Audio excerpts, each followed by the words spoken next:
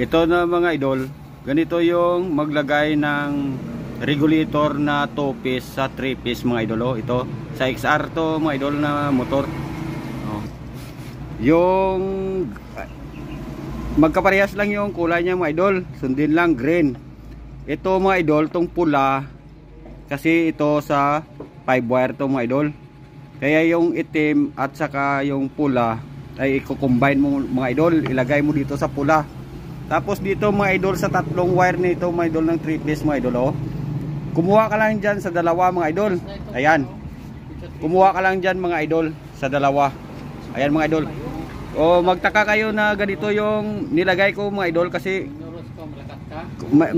meron ring ganito mga idol. Ito mga idol yung presyo nito mga idol ay 5,000 plus. Ito mga idol ay 500 lang. Ayan mga idol. Pero maasahan to mga idol na regulator. Ayan, maasahan yan mga idol.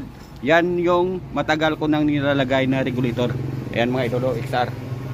Ayan, matagal ko nang nilalagay ito mga idol sa mga XR. Ayan.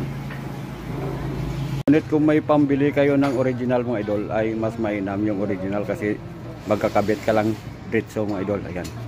Yan lang mga idol.